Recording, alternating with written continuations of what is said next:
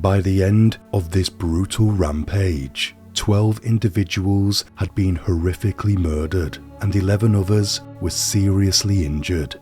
It began in the early morning of June 2nd, 2010, in Cumbria, a picturesque region with serene landscapes and bustling industry.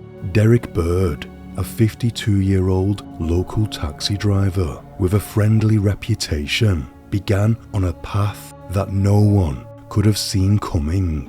In the early hours of the morning, Bird had armed himself with a large rifle and a sawn-off shotgun. He travelled from village to village, and reports of gunfire coming from a crazed madman began to ripple through the communities. Bird's actions grew more unpredictable and deadly. Friends, family members and innocent bystanders all found themselves in the crosshairs of his rage.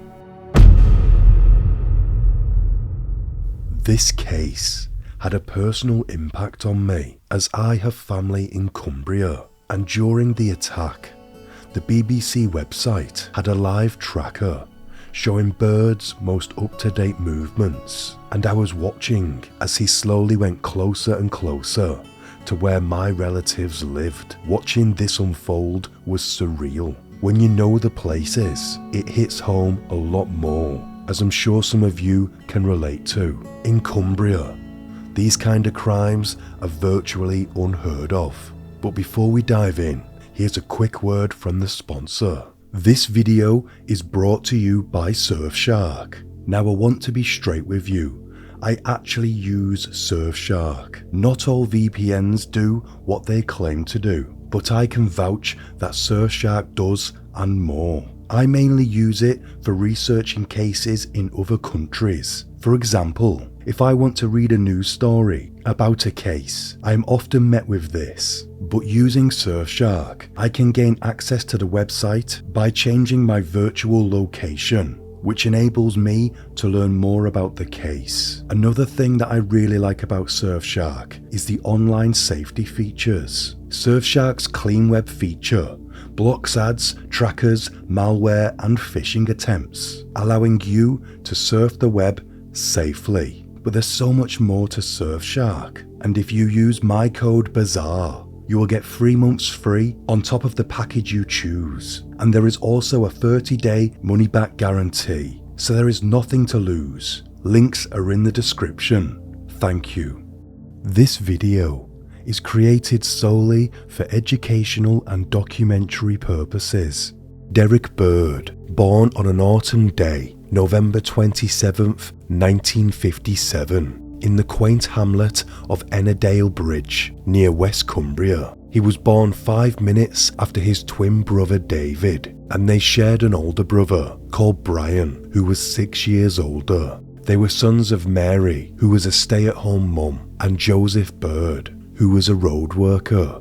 They were a working class family, and the three brothers' early life painted a picture of an idyllic post-war British childhood. From the beginning, the twins' lives took very different paths. David, outgoing and confident, quickly emerged as the more successful sibling, thriving in school and on the rugby field, while Derrick remained in the background, his quieter, introspective nature making him appear the lesser of the two siblings. This contrast planted the seed of a complex sibling rivalry, fueled by their shared interest in guns and motorsports. After their parents separated when the twins were young, spending quality time with their father meant going on hunting and shooting trips. These passions deeply influenced Bird. At the age of 16, he obtained his firearm license and bought a shotgun.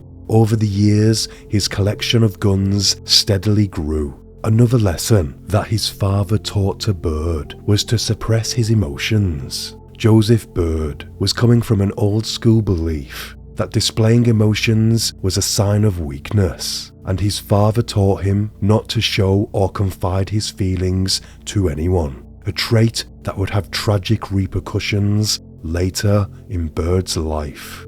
At school, Bird was a typical student. He had friends and got okay grades and was basically like any other kid. Upon finishing school, Derrick chose a path that would allow him to work with his hands, finding a job as a joiner at a funeral director's. His twin David, on the other hand, began a mechanic's apprenticeship.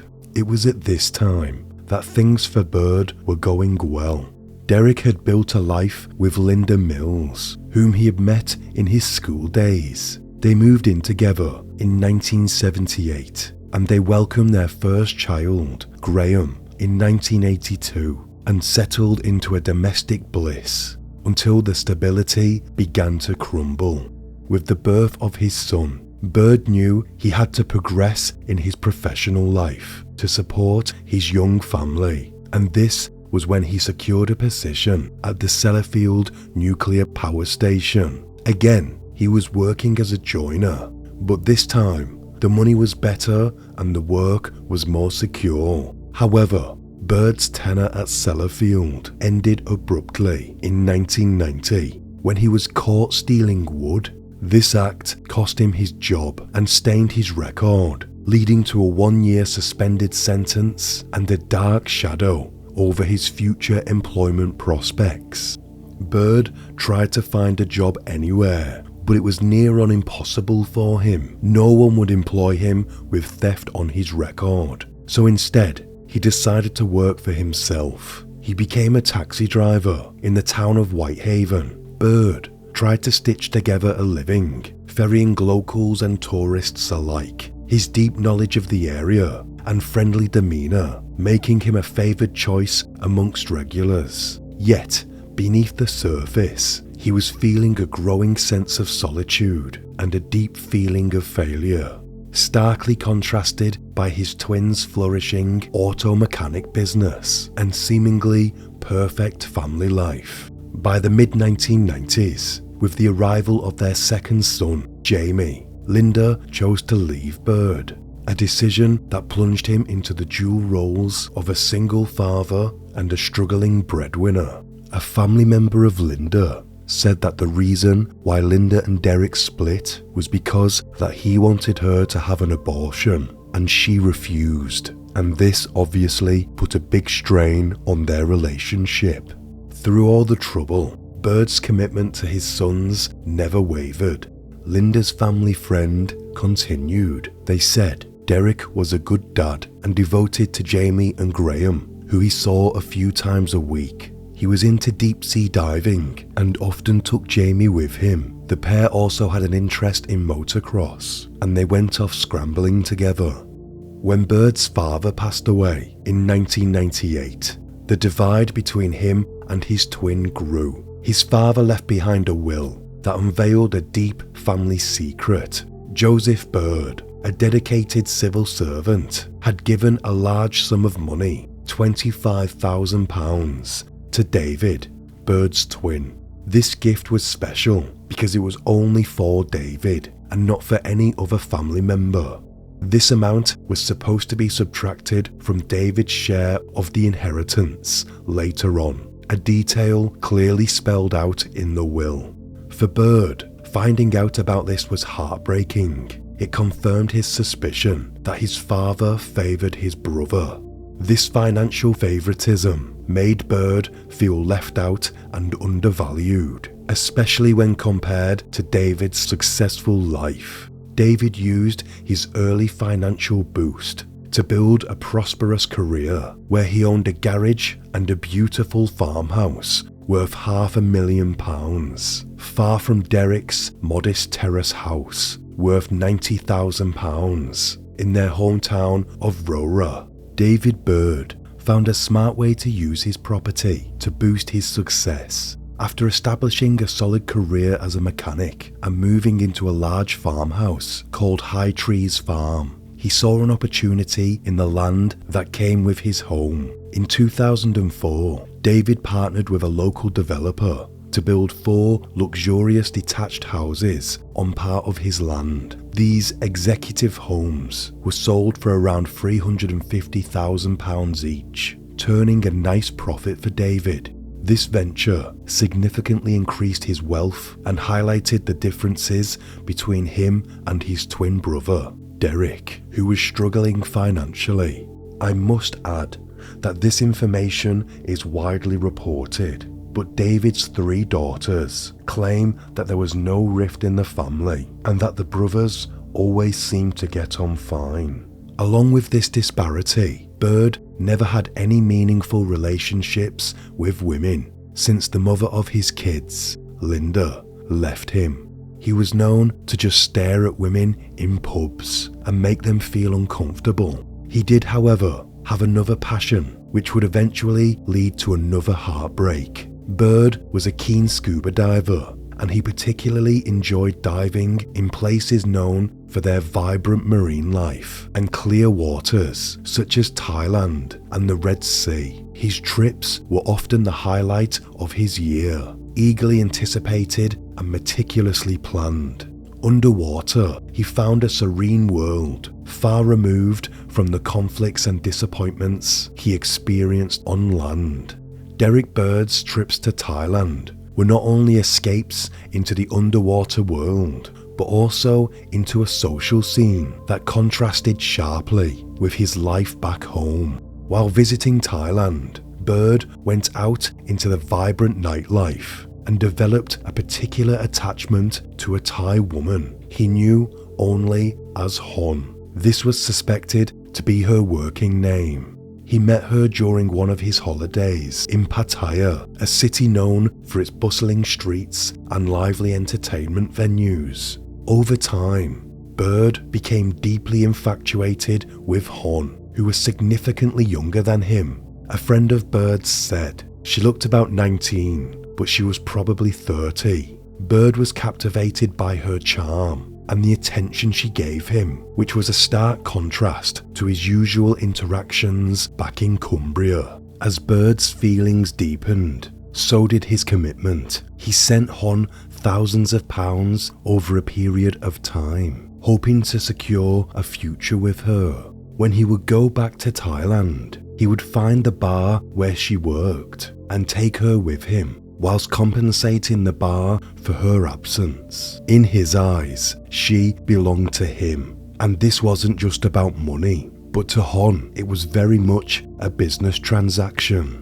Bird would be working the taxis in Whitehaven, and he would be sending cash over to her. He would call her regularly and write letters. He boasted about his relationship to fellow taxi drivers. He was besotted. Bird had been asking Han to relocate to England with him, and just weeks before the tragic incident, she finally agreed. However, she needed an additional £1,000 to make the move. Despite the financial strain on a taxi driver's earnings, Bird quickly sent the money. After a few days of silence, Bird received an abrupt text message from Han, stating that it was over. She had a new boyfriend and instructed him to never contact her again.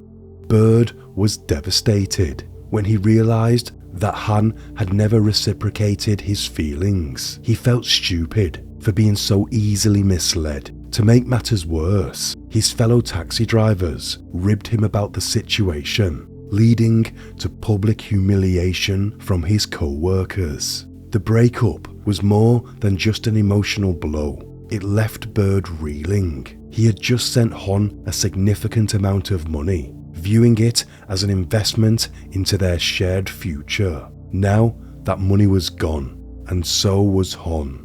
This betrayal intensified his feelings of loneliness and financial strain, contributing to his mental and emotional unraveling. Bird started to dislike his job for several reasons, especially when he felt it wasn't safe anymore. One unsettling incident in 2007 highlights his concerns. That night, he was driving 3 teenagers who attempted to run without paying the fare. When Bird chased them, the situation escalated violently and he was attacked. He had one of his teeth knocked out, but more significantly, the attack took away his joy for the job.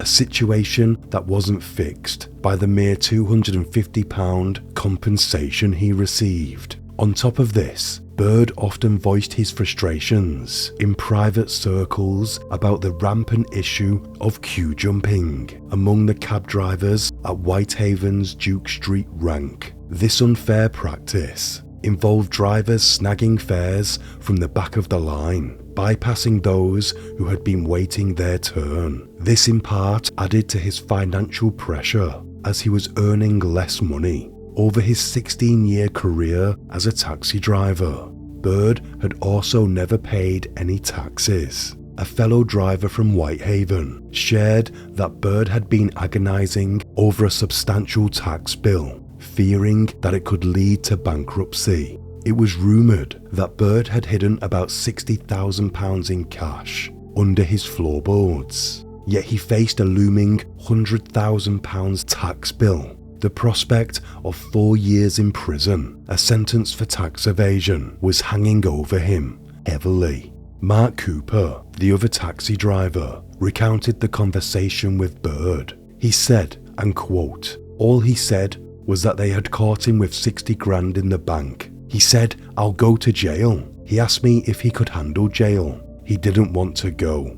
The financial troubles didn't end there for Bird. He had been reliant on inheriting his share of the sale of his mother's house, which had been sold after she suffered a stroke in 2003. However, his brother, Derrick Bird, seemed hesitant to distribute the proceeds or relinquish his share of their mother, Mary Bird's will, even though Derrick owed £25,000 to the estate, which he originally loaned from his father. Bird was under tremendous pressure. His world seemed to be crumbling around him. His mother was sick, he was deep in debt, and his love life had become the butt of the jokes amongst his colleagues. Increasingly, he turned to alcohol and became paranoid. In a desperate move, he approached the Bird family solicitor, K.G. Commons, also known as Kevin Commons, and asked if he would provide false statements to HMRC.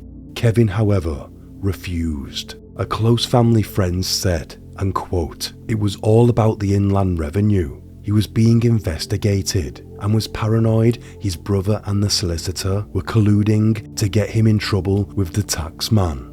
Kevin would always record his meetings, which was normal because he could find information when it was needed. But Derrick seen this as a way for them to gather evidence to use against him. 2 weeks before the tragedy, Derrick Bird experienced a moment of joy as he became a grandfather. Ironically, his first display of erratic behaviour was also an act of kindness. The day before the massacre, he drove to his eldest son Graham's house in Cleaton Moor, just 4 miles from his own, and handed him a substantial amount of money. He explained it was for the baby. This gesture marked what Bird perceived as the start of his own personal reckoning. Although in Bird's mind, his personal troubles were escalating violently, he was still following his father's example. He kept his troubles to himself, but the pressure was building to a breaking point. Known affectionately as Birdie, the friendly local taxi driver was a familiar face at the pub, where he was always ready for a chat or a laugh. None who knew him in that light could have predicted what was coming. In the early morning, in Roa, Derrick Bird put into action his disturbing plan. He drove his silver Citroen Picasso through the sleepy village, heading towards his twin brother David's home at High Trees Farm. The world around him was still asleep, unaware of the grim events about to unfold. Derrick arrived at the farm, a place usually filled with peace, now the set for a tragic scene. He entered the house quietly and made his way to David's bedroom. There, the confrontation was swift and silent. No words, just the final, fatal shots from Bird's shotgun. David was hit several times in the head and body, his life ending in those first quiet hours of the day. David had separated from his wife, and his 3 daughters were adults and had moved out, so fortunately he was the only one at the home, or there could have potentially been more murders at this point. David's body would not be found until later. At this time, no alarm had been raised. After the chilling execution of his own twin brother, Bird's simmering rage drove him to the secluded home of Kevin Commons, the family solicitor he irrationally believed was part of a conspiracy against him. At 5:14 a.m, Bird is spotted on CCTV driving down a single-track dirt road. He is then seen by dog walkers lurking around Kevin's house for the next 4 hours. Then, at around 10:15 a.m, Bird, in a calculated ambush, blocked Kevin's driveway with his car as the solicitor was leaving for work. As Kevin, confused and startled, attempted to maneuver around the unexpected obstacle, Bird raised his shotgun. The air cracked with the sound of 2 shots. One hit Kevin in the shoulder. Wounded, Kevin tried desperately to go back up the driveway, but Bird was relentless. He walked up the path behind and delivered the fatal shot, close range, to Kevin's head.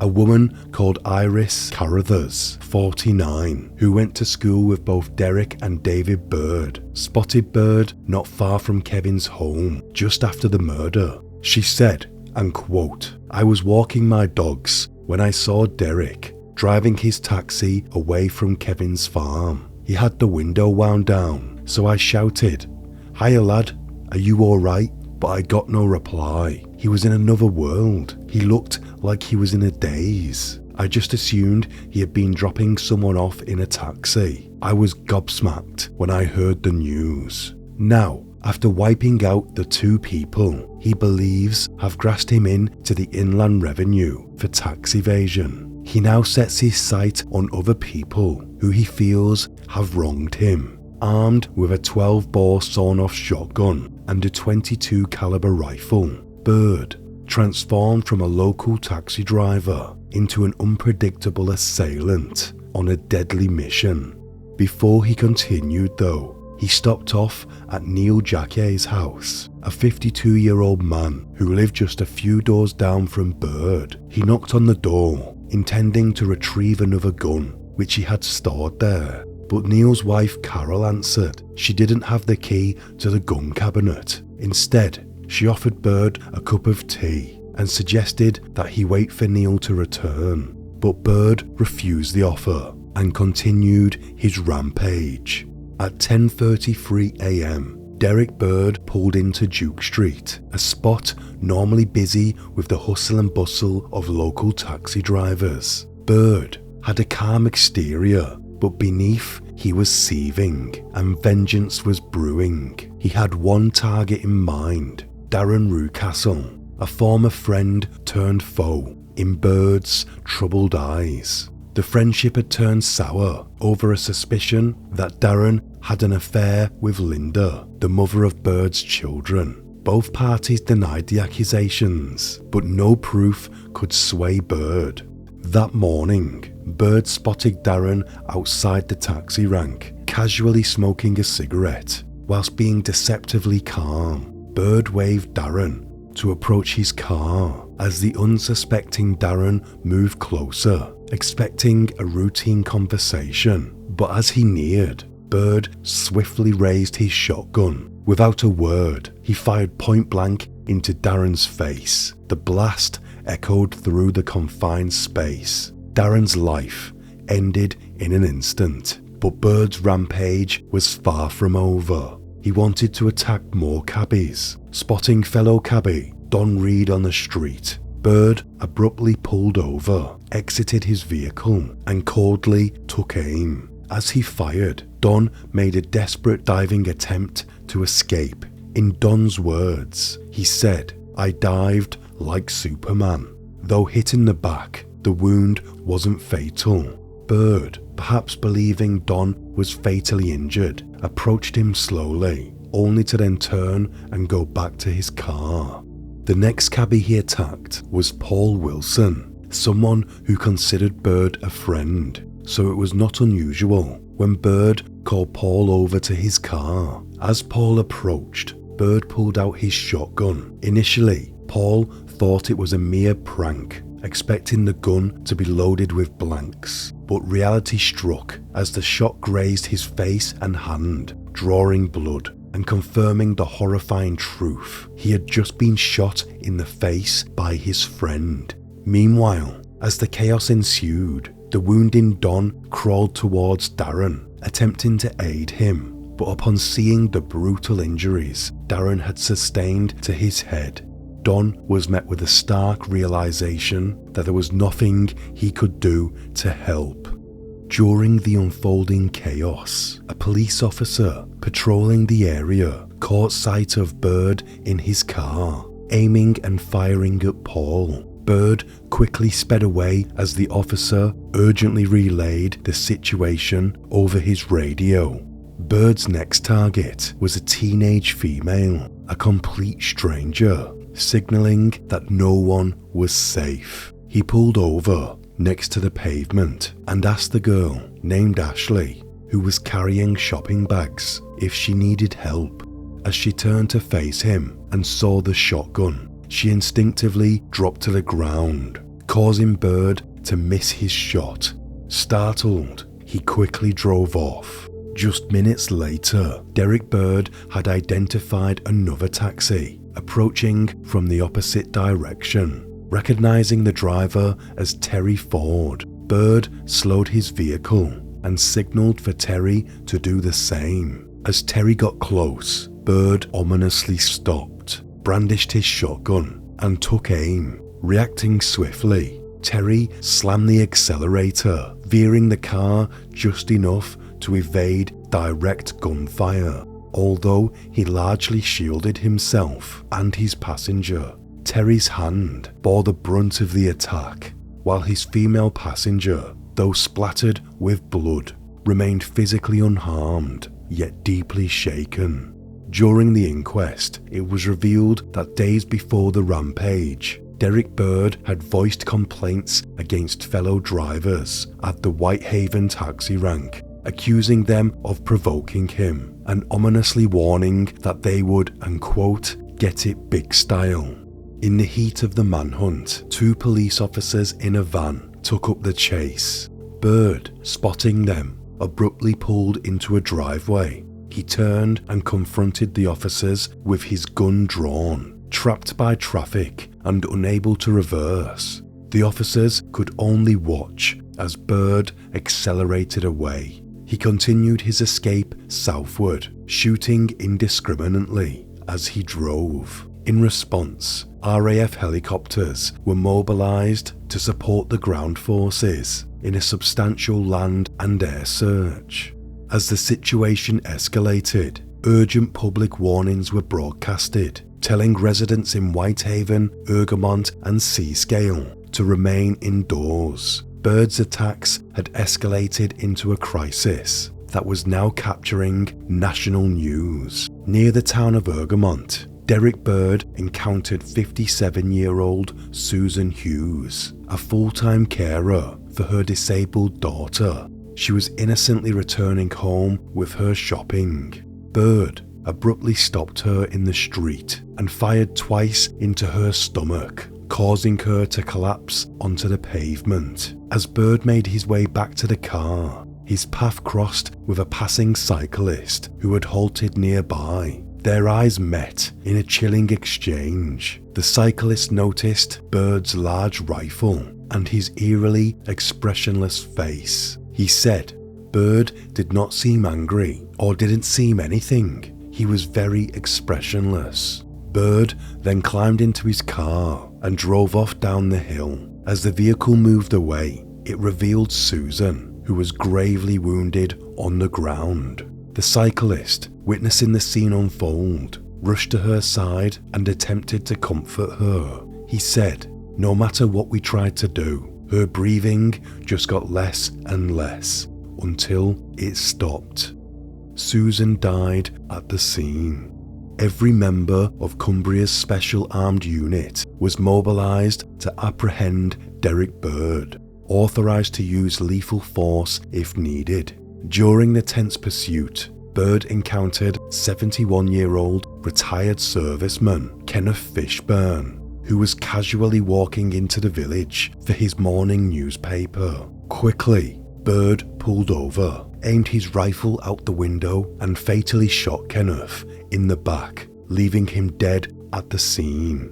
Moments later, Bird encountered Leslie Hunter. Slowing his vehicle, Bird called out in a deceivingly calm tone, "Hey, can you help me a minute?" As Leslie approached, sensing no immediate danger, he soon realised his grave error. Bird reached for his shotgun and took aim. Instinctively, Leslie turned to escape, but not before a searing pain began on his face. The bullet had grazed him. He collapsed to the ground as a second shot struck his back. Despite the excruciating pain, the worst he had ever felt, Leslie miraculously survived the ordeal. At 11 a.m, David Bird's body had been found semi-naked on the floor in his bedroom, soaked in blood. At the times of 11 a.m. to 11:35 a.m, Derrick Bird was now on his way to continue his personal vendettas against those he feels had wronged him. The target, Jason Carey, a member of the local scuba diving club. He had outed Bird for unsafe practices whilst diving. Now in Bird's mind, he felt that Jason deserved to die for humiliating him. On the day of his rampage, Bird drove to Jason's house. Once outside, he honked his horn, but Jason, exhausted from a night shift, remained in bed, unaware of the danger lurking outside. His wife, Deborah, was momentarily preoccupied with their dog, a delay that inadvertently spared their lives. By the time Deborah approached the door, Bird, frustrated at missing his primary target, had already sped away. Fueled by rage, Bird drove only a few meters further before encountering 68-year-old Jennifer Jackson. In a fit of fury, he shot her in the stomach with his shotgun and then twice in the head with his rifle, killing her instantly. Continuing down the same road, he came across a group of people. After passing them, he suddenly reversed back towards them. Curious, James Jackson, age 67, approached the car window to offer help, only to be met with a fatal gunshot to the head. Tragically, Jennifer and James were a retired married couple, each killed separately on the same road within moments of each other, neither aware of the other's fate. A devastating end to their long shared life. Derrick Bird continued his deadly trek southwards towards Kelton Wood. There, he encountered 65-year-old Isaac Dixon, a part-time mole catcher and cellarfield worker, who was innocently walking his dog. Without hesitation, Bird stopped his car, aimed his rifle, and with a single shot to the head, ended Isaac's life before driving off. Bird's rampage took him next to Gosforth, where 31-year-old semi-professional rugby league player Gary Purdom, he was doing maintenance in a field. This time, Bird exited his vehicle and stealthily approached with his rifle. Unnoticed by Gary, Bird took aim and fired twice, striking Gary in the head and killing him instantly. Once again on the move, Bird was seen near Seascale. 23-year-old estate agent Jamie Clark, unaware of the danger after just completing a house viewing, was driving home. Unfortunately for him, he passed Bird on the road, and as he did, Bird opened fire. After being hit, Jamie lost control of his car, which flipped. This tragically resulted in his death at the scene. Originally installed to deter thieves, CCTV footage captured a chilling sequence of events along the Seascale Coast Road at roughly 11:20 a.m.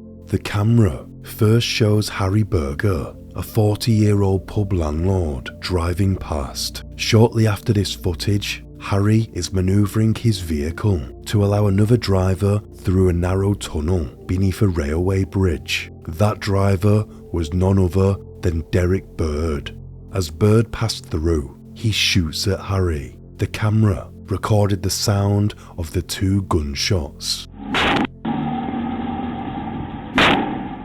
Harry was hit in the shoulder and hand, sustaining serious injuries and losing 2 fingers, but miraculously he survived. Moments later, the footage shows Bird driving back, mere seconds after his encounter with Harry. His next victim was Michael Pike, who was killed roughly 20 seconds after this image was taken. Michael was cycling just up the road. Bird rammed into his back tyre, causing him to crash. Bird then ruthlessly got out of his car and shot Michael in the face with his shotgun. Gillian Culshaw, a witness, found Michael's body slumped against a wall, dead at the scene. Only a short distance up the same road, Jane Robinson was out delivering home shopping catalogues. Bird pulled over near her and shouted to her, asking for help. When she approached, he shot her point blank in the face with his shotgun. This brutal act marked Bird's final murder, but the terror was not yet over. He remained at large, a continuing threat to the community. At 11:33 a.m, police helicopters tracking Derrick Bird spotted him driving towards Boot.